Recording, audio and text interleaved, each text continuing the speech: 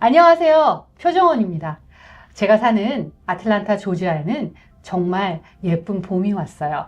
세상이 다 화사하고 그런데 오늘 제가 여러분들한테 중요한 메시지를 전달하고 싶어서 제가 어렵게 아주 전문인들을 모시고 유익한 얘기를 나눠보려고 그래요.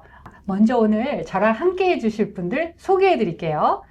이상경 부동산 전문인 모셨습니다. 안녕하세요. 이상경입니다. 박은영 변호사님 모셨습니다. 안녕하세요. 박은영 변호사입니다. 김필라 변호사님이십니다. 네, 안녕하세요. 김필라 변호사입니다. 저는 융자하고 있는 표정원이고요. 자, 오늘 많은 분들이 굉장히 궁금해하신 것은요. 지금 아틀란타 조지아는 많은 시니어 인구들이 늘어나고 있어요. 그 시니어들이 궁금해하는 것은 내 집에, 내 소유의 집에 자녀들을 등기에 넣는 게 좋은가? 아닌가? 이런 거 많이 물어보시고 궁금해하시고 또 그렇게 공동 명의로 했을 때 장점은 뭐고 단점은 뭔지 특히 단점을 많이 물어보시는 것 같아요. 그거에 대해서 오늘 여러 전문인들과 한번 허심탄회하게 상의를 해보고 싶어요. 첫 번째로 제가 궁금한 내용이 하나 있어요.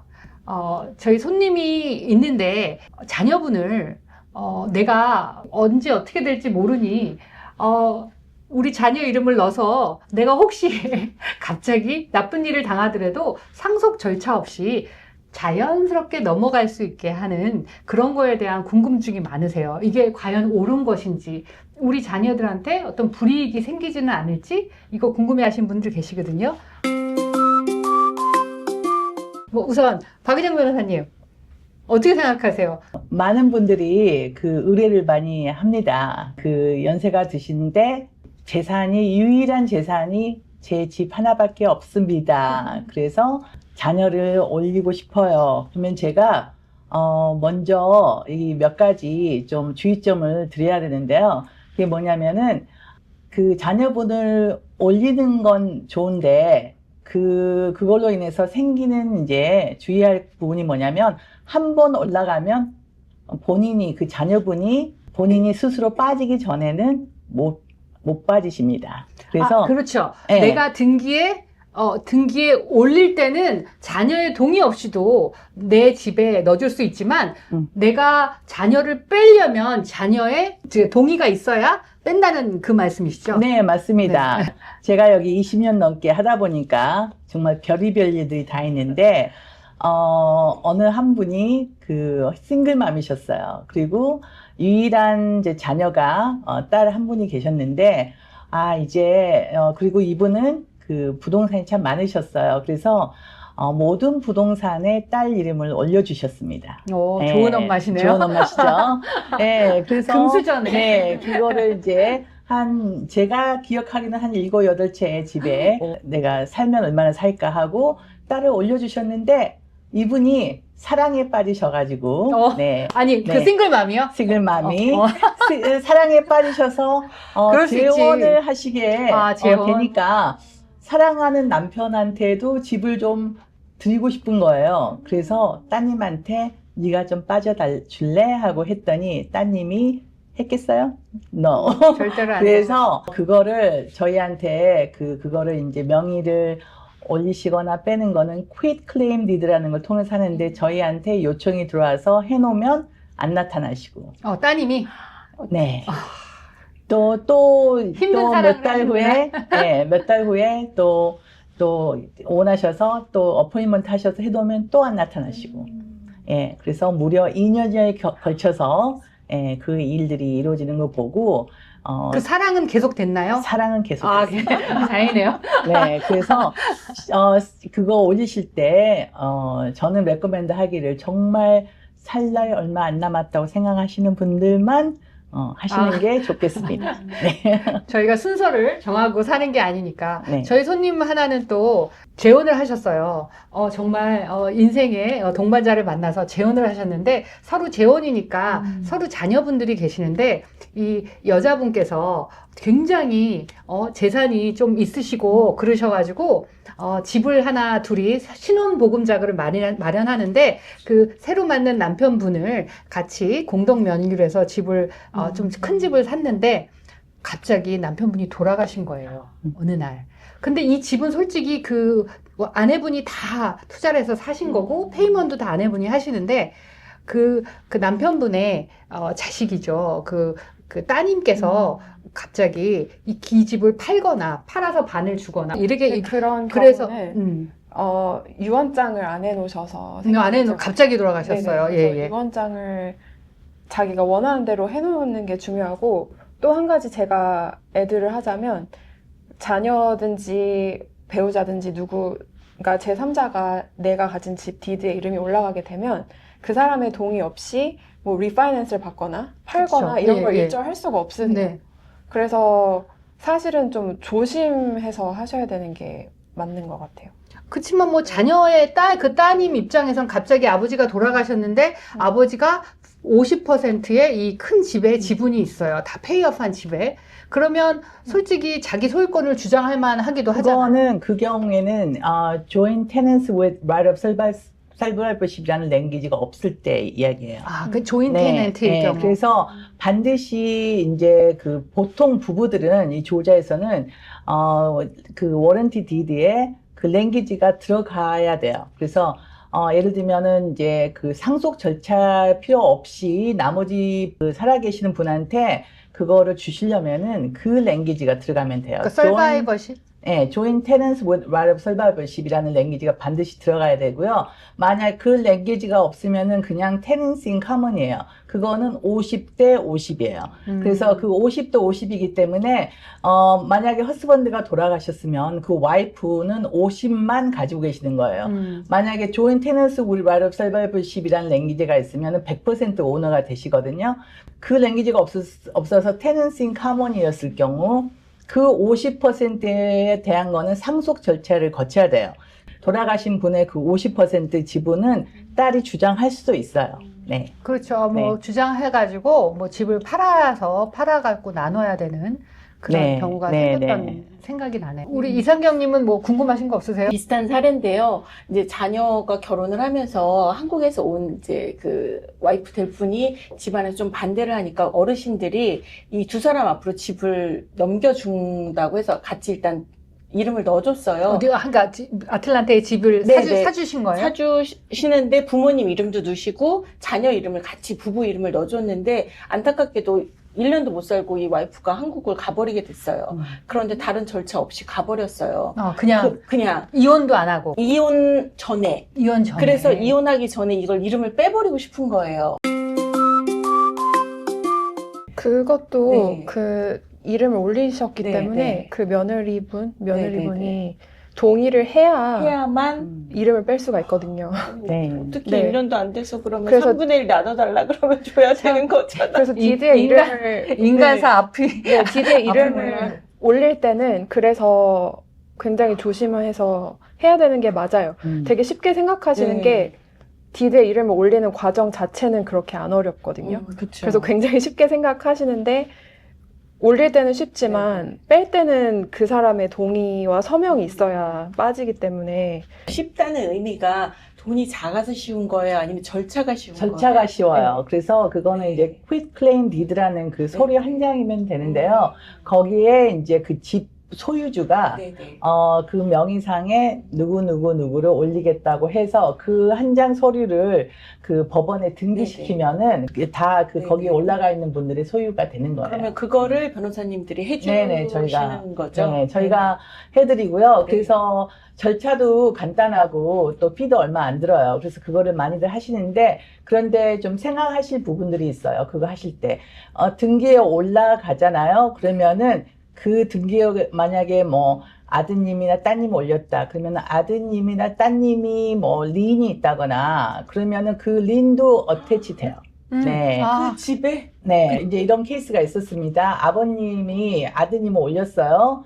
올리셨는데 재용자로 하려고 보니까 아드님 이름으로 린이 있는 거예요. 이분이 뭐 크레딧 카드 쓰고 안 갚으셔가지고 저지먼 린이라는 거를 그 자동 판결 그 린이 유치권 설정이 돼가지고 그래서 그거를 갚아야만 되는 그런 상황이 생겨버린 거예요. 때도 마찬가지죠. 그때는. 맞죠. 네, 맞아요. 그렇기 때문에 그 명의상에 올리실 때도 그 부분에 대해서는 충분히 생각을 하시고 올리셔야 돼요. 쿠이클레임 디드를 할 때는요, 우리 타이틀 설치를 안 해요. 거기에 우리가 그 타이틀 설치 안 한다고 그 디드에도 써 있어요. 그렇기 때문에 그거 잘 알고 하셔야 돼요. 그거 같이 뭐 따라옵니다. 나중에 네. 팔거나 리파이낸스 할 때, 타이틀 설치할 때 나오는 거군요. 그렇죠. 네, 그리고 그때 하게 또 되는 융자 거죠. 면에서도 사실 안 좋은 면이 있어요. 무조건 무작위로 자녀분들을 등기에 뭐 나 언제 죽을지 모르니까 그러니까 편안하게 가지라고 하는 분들이 많은데 융자하는 사람, 집융자하는 입장에서도 안 좋은 게 뭐냐면 만약에 디드에 그 자녀분들 이제 새로 이제 인생을 시작하는 자녀분들을 막 넣어놓으신단 말이에요. 그럼 그분들은 더 이상 first time home buyer 자격이 없어요. 아. 우리가 융자할 때 그 first time home buyer 자격이 있는 조건이 3년 이내에 자기 이름이 어떤 디드에도 들어가지 않는 자, 그런 사람이 first time home buyer 조건이기 때문에 그것도 한번 잘 생각을 해봐야 될 것 같아요. 지금 됐어요. 제가 얘기한 네. 건 디드에 올라가면 더 이상 first time home buyer의 자격이 없다는 거지 융자가 안 나온다는 건 아니에요. 뭐 집은 내가 사서 만약에 내가 딴주에 있고 네네네. 부모님이 조지아에 네. 계세요. 그래서 코사인을 해주면 많이들 두려워하는 게 네네. 나 그럼 다음에 나 집 융자 안 나오면 그렇지. 어떡해? 네네. 이건데 이건 사실 non-occupant co-borrower. 그게 뭐냐면 그 집에 거주하지 않는 코사이너예요. 코오너죠. 그런 형식이기 때문에 한 뭐 1년 정도 네네. 부모님이 잘 페이먼한 기록을 은행에 융자하는 제출하시고 네. 그리고 first time home buyer의 자격 조건만 안 될 뿐이지 그리고 나 거주용으로 여기 뭐 버지니아면 버지니아 뭐 뉴욕이면 뉴욕에 살 거다 그래서 네. 신청하시면 돼요. 그러니까 그 자격 조건에 first time home buyer만 필요 없는 거지 집을 아예 못 사시거나 사는 건 그건 아니죠. 절대 두려워하시면 안 네. 돼요. 뭐 솔직히 부모님들이 소셜 스큐리티 인컴밖에 없는데 솔직히 인컴도 없으니까 자격이 안 되시잖아요. 그런 분들은 자녀님들이 많이 non-occupant co-borrower 뭐 자막도 나가겠지만 네네. 일단 거기 거주하지 않고 네. 인컴만 보조해준다 이런 조건으로들 많이들 해주세요. 근데 거기서 많이들 우려하시는 게 네. 있어요. 자녀분들이. 제가 그 non-occupant co-borrower로 들어가셨어요. 그리고 부모님이 집을 사셨어요. 저는 항상 사실 잘 그 손님들한테 공지를 잘 안 해준 사항이 있었는데 자녀가 코사인을 하고 부모님이 거주용으로 샀어요. 집을 샀어요. 뭐 한 50만 불짜리 집을 네. 샀어요. 그런데 이분들이 솔직히 이렇게 혜택을 받으실 수 있죠. 무슨 혜택이 많냐면 조지아는 특히 시니어 시리즌 텍스 이그젬션 그렇죠? 65세 이상이면 뭐 인컴이 없으면 세금을 거진 3분의 1 정도로 스쿨 텍스를 안 내니까 그렇죠. 줄일 수 있으니까 저는 좋은 점만 봤는데 만약에 또 이렇게 거기서 무슨 자녀와 공동 명의를 해서 그 텍스 이그젬션의 혜택 이외에 또 어떤 게 장점이 있을까요? 어머니하고 공동명의를 하면은 장점은 딱 그거예요. 시니어 exemption. 그래서 그게 장점인데 글쎄요. 자녀분들은 세금 혜택을 받으실 수가 있죠. 이자를 내시면. 네. 그렇죠. 자녀분들은 또 이자를 내면 근데 그게 조지아 거주자여야 되지 않나요? 저는 그렇게 알고 있는데. 거주용이 아니잖아요. 텍스 이그젬션은 아니 그거는 파실 때 그 부분에 대해서 제가 좀 설명을 드릴게요. 예, 저희가 이제 예를 들면 이제 자녀분이 디드에 올라가 있는데 그분이 조지아 레지던트가 아닌 경우에는요. 나중에 집을 파실 때 그분이 가지고 있는 포션에 대해서는요. 클로징 변호사가 조지아 텍스를 내게 하기 위해서 그 개인의 3% 정도를 저희가 조지아 디파먼트 레브뉴 그러니까 조지아 세무서에다가 보내야 돼요. 네, 그게 있습니다. 그래서 이제 이거는 같이 사시는 경우고 이제 제가 이제 그 퀵클레임 해서 그냥 자녀를 그냥 올려주고 싶어요 하면은 좀 그걸 아셔야 되는 게 뉴욕에 살고 있는 아들을 올리시면은요. 그러면은 파실 때는 그 이제 50%가 되잖아요. 그러니까는 파실 때 그 50% 지분에 2분의 1 지분에 대한 그거는 이제 non resident 조지아 레지던트가 아니시기 때문에 개인의 3%를 3%는 어디에 3%죠? 그거를 프로핏의 3%인가요? 원래는 이제 두 가지예요. 그냥 이게 법에 의하면은 이제 세일스 프라이스 3%든지 아니면 affidavit of gains라는 게 있어요. 그래서 내가 이렇게 계산해 보니 나의 개인은 이겁니다 하고 진술서를 써주셔야 돼요. 그러면은 복잡하네요. 그 진술서를 써주시면 그거는 보통 이제 그 계산은 CPA가 해주셔야 되고요. 그래서 나의 개인은 이것밖에 안 됩니다. 그래서 어떤 경우에는 그 3%를 안 보내도 되고요. 예, 어떤 경우에는 너무나 많이 있으면 그 부분을 저희가 세ttlement 스테이트먼트에다가 이렇게 올려서 그거를 빼고 드리고 그 부분은 저희가 조지아 디파먼트 레비뉴에다가 보내드립니다. 그러면은 그 아드님은 그거를 세금 보고 하시면서 뭐 더 돌려받으시던지 그렇게 하시면 돼요. 네. 그러니까 타주의 자녀분이 있는 경우 디드에 올릴 때는 한 번 더 생각을 해봐야 되고 나중에 이 집값이 너무 많이 올라서 그 이득분에 대한 세금을 낼 때 여기 거주하시는 분하고 또 타주에 있는 자녀분이 있을 때는 그거에 대한 세금이 더 달라질 수 있으니까 달라질 수 있습니다. 그것도 알고 하시라는 그렇죠. 말씀이시네요. 미리 또 네, 사실 네. 융자하는 사람 입장에서는 퀄리파이를 시켜야 되니까 융자를 승인을 받아야 되니까 자꾸 이렇게 그래요. 딴지에서 계신 아드님, 따님도 넣으세요. 막 왜냐면 해드리려고 그런 네, 경우가 네. 많거든요.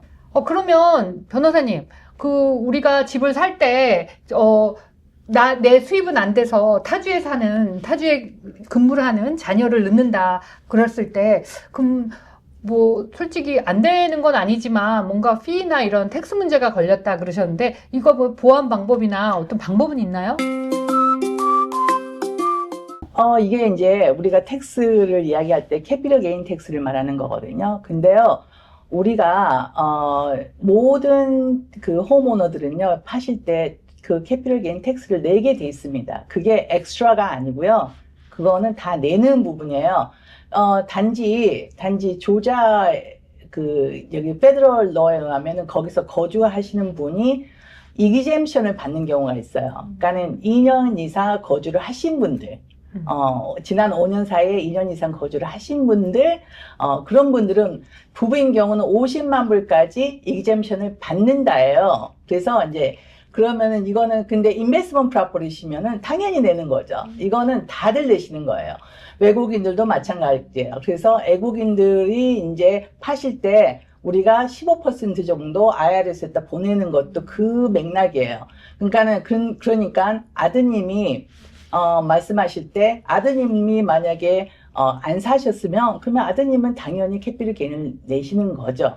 그러니까 이거는 당연시 되는 거지 더 나빠지는 건 아니에요. 이분이 뭐 그 조지아 레지던트가 아니기 때문에 그래서 그런 게 아니고 조지아 레지던트가 아닌 경우에 당연히 낼 부분에 대해서 미리서 띄워놓는 거죠. 갑자기 문득 궁금한 게 생기는데요. 만약에 내가 살고 있다가 자녀 이름을 넣었단 말이에요. 공동명의로. 근데 자녀가 다른 주에 살아요. 근데 이 집을 팔아요. 혹시 그것도 어떻게 되나요, 그러면? 그러네, 궁금하네요, 갑자기. 갑자기 뜬금없이 자녀를 넣어줬는데, 내 재산에 자녀를 넣는데, 그 자녀가 딴 주에 산단 말이에요. 네. 그러면 어떻게 되죠? 그 베이시스는 그 살 때 가격으로 되는 거죠. 때문에. 예, 그래서 스텝업 그거 이제 유산 상속 말씀하실 거니까 이제 이게 상속을 돌아가실 때의 그 가격이 마켓 프라이스가 그 베이시스가 되기 때문에 그래서 그게 더 낫다고 하시는 경우가 있어요. 퀵 클레임 디드가 나쁜 게 아니에요.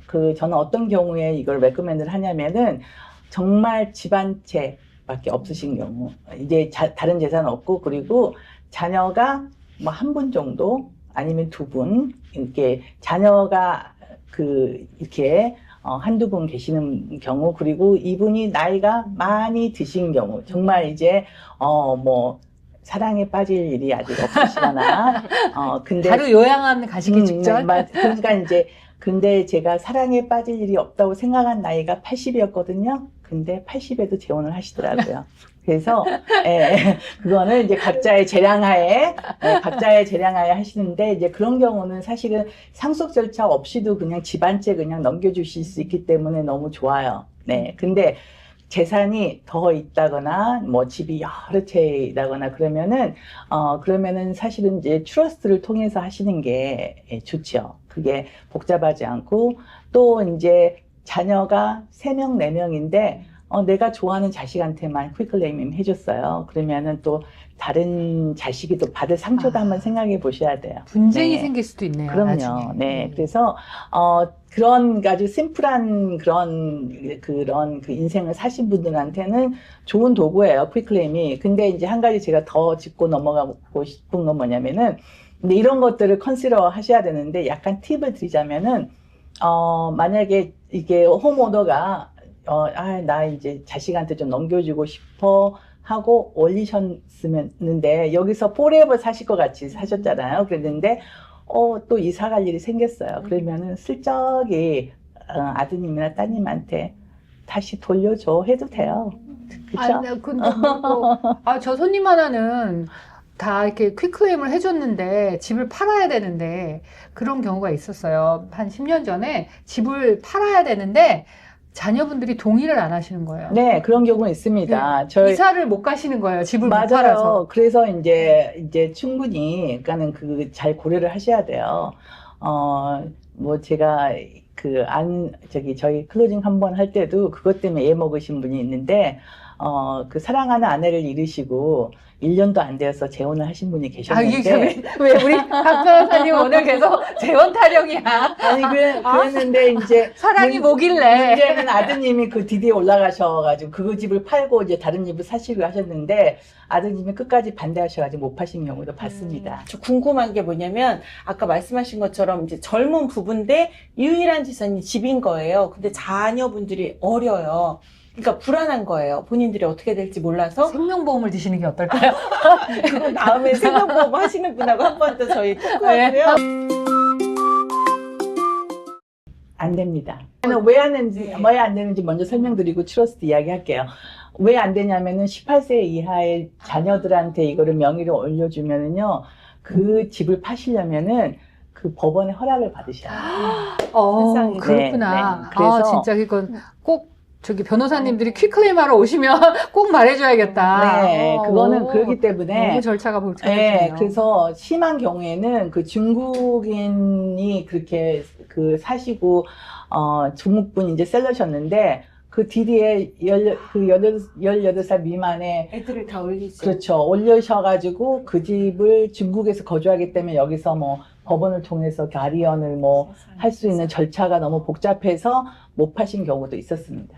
근데 그래서, 미국은 미성년자는 무조건 법원에서 대부분의 경우 미리 신탁을 만들어 놔서 트러스티를 정해놓지 않은 경우는 법원에서 가디언 애드 라이템이라고 해서 법원에서 어포인트한 가디언이 들어와서 대신해서 일을 해야 되기 때문에 굉장히 그 복잡해지네요. 과정이, 네. 시간이 너무 많이 걸리고 시간- 그리고 제가 보니까 네. 그 프로베이트 러라 그래갖고 만약에 갑자기 돌아가시면 이제 자녀분한테 상속되는 그 프로베이트 자체 기간이 6개월에서 1년 정도 걸리더라고요. 더 걸릴 수도 있어요. 그래요? 그럼 네. 몰게지 페이먼을 안 내서 집을 뺏기는 경우도 봤어요, 제가.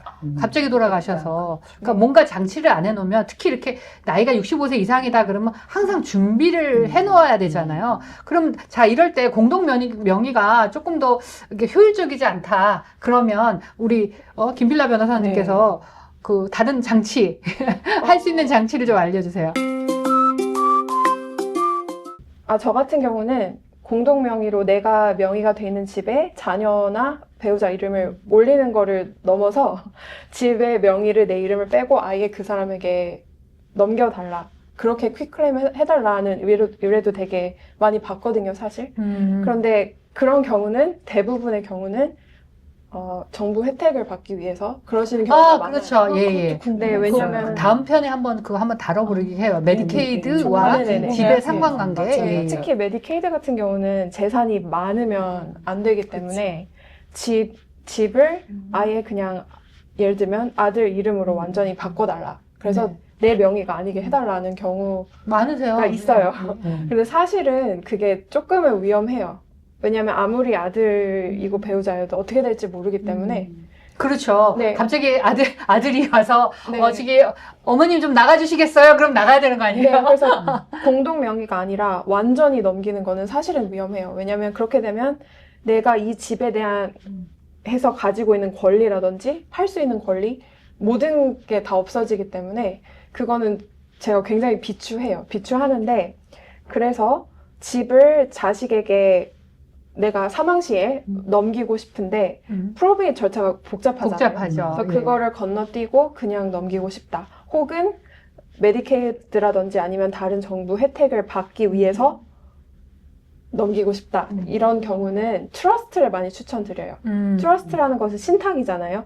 그래서 신탁 안에다가 내가 가진 재산을 넣어놓는다고 보시면 되는데 그렇게 되면 내가 지금 그 재산에 대해서 컨트롤할 권리가 없다고 보기 때문에 메디케이드라든지 다른 정부 혜택을 받으실 수가 있거든요. 컨트롤이 안 되는 재산이죠. 네네. 왜냐하면 그래서- 신탁에다가 네. 예치를 해놓은 거기 때문에 네네. 지금 현재로서는 내 재산이 아니에요. 그렇죠? 예. 그리고 신탁은 또 한 가지 장점은 자녀가 미성년자일 경우 프로베이트 절차를 거치기 전에 어쨌든 내가 정해놓은 트러스티가 있을 수 있잖아요. 신탁 관리인을 통해서 미성년 자녀가 성년이 될 때까지 보호받을 수 있는 장치가 될 수도 있기 때문에 트러스트를 많이 추천드리는데 중요한 점은 트러스트는 크게 두 가지로 나눌 수 있거든요. 한 가지는 레버커블 트러스트라고 해서 내가 그 신탁 안에 넣어놓은 재산, 집이든 뭐든 마음대로 내가 조정 원할 가능. 때 예, 예. 뺏고 넣고가 네, 굉장히 예, 자유로운 거고요. 자녀를 뭐 둘 넣었다가 셋 넣었다가 뭐 네네네. 한 명으로 바꿨다가 네, 수혜자 역시 예. 내 마음대로 바꿀 수 있는. 그쵸, 베네피셜이라 네네, 그러죠. beneficiary. 그리고 또 한 가지는 irrevocable trust라고 해요. irrevocable trust는 내가 맘대로 바꿀 수 없어요. 그래서 대부분의 경우 수혜자의 동의가 있어야 베네피셜이가 나 빼도 돼, 넣어도 돼. 이거를 동의를 해야지 네네. 움직일 수 있는 트러스트라고요. 네네. 예. 그래서 irrevocable trust는 함부로 재산을 넣거나 빼거나 수혜자를 바꾸거나 이게 힘들죠. 왜냐면 근데 동의가 그건 왜 있어야 하죠? 되니까. 그걸 왜 하냐면 revocable trust를 하면 메디케이드에서 이거를 신탁에 넣어 있는 재산이라고 보질 않아요. 아, 그렇죠. 왜냐면 내가 조정할 수 마음대로 있으니까. 컨트롤할 수가 있으니까. 그래서 메디케이드나 정부 혜택을 받으려면은 이 irrevocable trust를 만들어 놓으셔야 되는 거죠. 근데 물론 내가 내 자녀와 관계가 좋다. 그러면 자녀가 동의하면은 뭘 빼거나 넣거나 수혜자를 바꾸거나 할 수 있는 거죠. 그래서 이 revocable이 아니라 이 irrevocable trust를 만드셔야 메디케이드라든지 정부 혜택을 받으실 수 있는 거예요. 우리 그런- 변호사님은 네. 네. 자녀를 안 낳아봐서 모르는데 네. 저는요 세상 살면서 참 제일 힘든 게 자녀인 것 같아요. 내 마음대로 절대 안 되는 게 그렇지 않아요? 내 맘대로 맞습니다. 안 될 뿐 아니라 네. 다 네. 알고 있다고 생각하지만 정말 한 10%도 모르는 게 자신일 것 같아요. 그래요. 네. 그냥 어느 순간부터 자녀가 상전이 돼가지고 돼 있더라고요. 그래서 네 그게 참 그러네요. 마음은 자녀를 위해서 뭐든지 하고 싶은데 또 그 자녀가 또 결혼을 하거나 배우자가 생기면 또 이게 또 어떻게 될지 모르니까 그렇다고 뭐 무조건 준비를 안 할 수도 없고 또 준비를 해도 또 어떤 게 좋은지를 모르겠고 요거는 조금 더 제가 사실 이거 굉장히 좋은 것 같아요. 제가 조금 또 뭐 메디케이드나 이런 거를 조금 더 공부를 해서 또 관계자님들 모시고 제가 또 몇 편 더 찍어볼게요. 이거 우리가 노후를 준비하면서 저도 이제 나이가 들어가니까 관심도 네, 많고 제일 질문도 관심 있는 많으세요. 분야예요. 뭘 네. 어떻게 해놓지? 나 내일 솔직히 저 내일 텍사스 출장을 가는데 비행기를 탈 때마다 나 죽으면 우리 애들은 뭐하지? 얘네들은 뭐 내 카드는 뭐 정지를 어떻게 막 별 생각이 다 드는 거예요. 그리고 아유 내 저기 밑에 어디다 숨겨둔 내 현금은 좀 얘기를 누가 해줘야 되나 막 이렇게 막 비행기가 막 떨리면요 그 순간에 별 생각이 다 뭐 저만 그런 거 아니죠? 네, 그래서 신탁이라는 것은 어쨌든 내 재산을 넣어 놓을 수 있고, 그래서 내가 사망 시에 프로베이트 복잡한 절차를 피할 수가 있고, 또 한 가지 제가 강조하고 싶은 거는 정부 혜택을 받기 위한 의도로, 그래서 내 재산을 한 곳에 넣어 놓을 의도로 신탁을 만드실 경우는 꼭 이 irrevocable trust를 만드셔야 된다는 말씀을 드리고 싶었어요. 왜냐면 내가 마음대로 통제할 수 있는 재산은 메디케이드라든지 그런 데서는 보통 사실상 내가 그 재산을 가지고 있는 것으로 보기 때문에 네, 이 irrevocable trust를 만드셔야 정부 혜택을 받는데 더 용이할 수 있어요. 네, 오늘 내용이 너무 좋았는데요. 정말 사실은 이 영상을 찍으면 이제 편집을 해서 많이 잘라야 되는데 이게 자를 내용이 없네요. 이거 너무 길게 했는데 자, 오늘 사실 너무 귀한 시간 내주셔서 너무 감사하고요. 또 마지막으로 오늘 한마디씩 해주실 거 있으면 한마디씩 우리 이상경 부동산님부터 한번 해주세요. 네, 오늘 전문가 분들하고 너무 좋은 얘기를 들었고요. 저는 이제 현업에서 뛰다 보니까 고객님들의 니즈가 되게 많아요. 그래서 다음번에도 한 번 더 그런 거를 바탕으로 미팅을 또 했으면 좋겠습니다. 2시간이 어떻게 갈지 모르겠어요. 감사합니다. 카메라 불이 났대요. 네. 자, 우리 박은영 변호사님. 네, 저도 너무 좋은 시간이었어요. 이렇게 제가 가지고 있는 그 지식을 조금이라도 나눠드릴 수 있어서 너무 좋았고요. 언제든지 불러주시면 또 뛰어오겠습니다. 네. 네, 우리 김필라 변호사님. 네, 사실 집을 명의를 넘기고 자녀들에게 넘겨주고 이러는 문제들이 사실은 굉장히 쉽게 생각하고 많이 오셔서 저희가 사실 좀 경고를 드릴 부분도 있고 좀 조심해서 하셔야 되는 부분도 있고 그랬는데 오늘 다 말씀을 잘 해주신 것 같아서 너무 좋고요. 이렇게 불러주셔서 정말 감사했습니다. 아유, 다들 너무 감사합니다. 근데 사실 우리가 지금 솔직히 이렇게 준비해야 될 부분과 조심해야 될 부분을 이렇게 명확하게 간단하게 다 설명해 주셔서 너무 감사하고요. 제가 다음 편에도 이런 내용들을 조금 종합해서 필요한 거 혹시 댓글 많이 달아주시면 제가 뭘 궁금하시는지 제가 사실 인맥이 넓어요. 그래서 얼마든지 전문인들은 섭외가 가능하니까요. 댓글 많이 달아주시고요. 오늘 내용이 유익하셨다면 구독, 좋아요, 알림 설정 해주세요. 감사합니다. 감사합니다. 오늘 수고하셨어요. 오늘 진짜 필라 너무